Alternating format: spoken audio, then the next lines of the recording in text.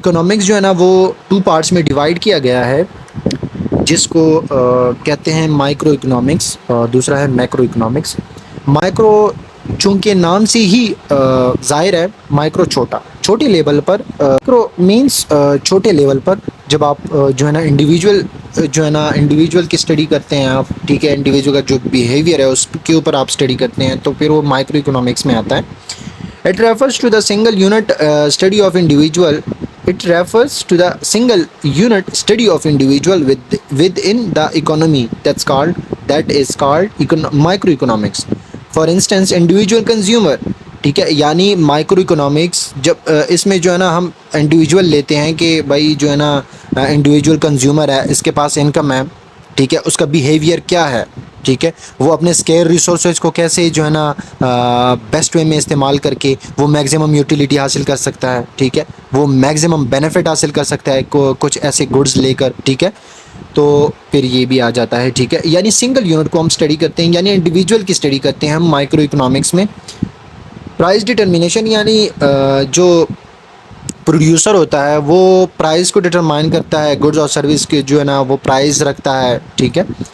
तो ये फिर आता है माइक्रो इकोनॉमिक्स में, फिर जो है ना जब ये प्राइस सेट करता है, फिर इंडिविजुअल का जो कंज्यूमर है उसका बिहेवियर क्या है जब प्राइस सेट हो जाता है, प्राइस ज़्यादा है, कम है, ठीक है, क्वालिटी कैसी है, ठीक है, तो उस इंडिविजुअल कंज्यूमर का जो बिहेवियर है वो कौन सा है, ठीक है, क्या है वो, ठीक है। तो ये हम माइक्रो इकोनॉमिक्स में हम स्टडी करते हैं। Two important things comes into micro economics, that is supply and demand. ये बहुत इंपॉर्टेंट है कि डिमांड क्या है कंज्यूमर का, ठीक है, हम ये भी स्टडी करते हैं कि भाई डिमांड क्या है कंज्यूमर का, कंज्यूमर क्या चाहता है, ठीक है, और फिर हम ये भी स्टडी करते हैं कि सप्लाई क्या है, पीछे से सप्लाई कितनी आ रही है, कम आ रही है, ज़्यादा आ रही है, ठीक है। So this is all about micro economics. फिर अगर हम मैक्रो की बात करें, it simply define is the economy of aggregate form means large form.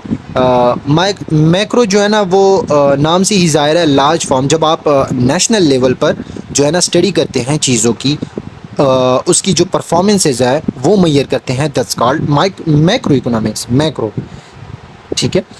In which we measure the performance at national level, मैंने बात की है नेशनल लेवल, ठीक है। फॉर इंस्टेंस जीडीपी, आप जीडीपी को मैयर करते हैं कि भाई विद इन कंट्री जो है ना, विद इन कंट्री जो है ना कितनी प्रोडक्ट और सर्विस आपने प्रोड्यूस किए हैं, ठीक है, तो वो आती हैं फिर मैक्रो इकोनॉमिक्स, ठीक है, फिर वो आ जाता है मैक्रो इकोनॉमिक्स में, ठीक है। जीडीपी कितनी है, उसकी जो परफॉर्मेंसेज है आप मैयर करते हैं, जीडीपी कम आई है, ज़्यादा आई है, जो है ना गुड्स और सर्विसेज विद इन कंट्री कितनी प्रोड्यूस हुई हैं, ठीक है, कम हुई हैं, ज़्यादा हुई हैं, तो फिर वो आ जाती हैं मैक्रो इकोनॉमिक्स में।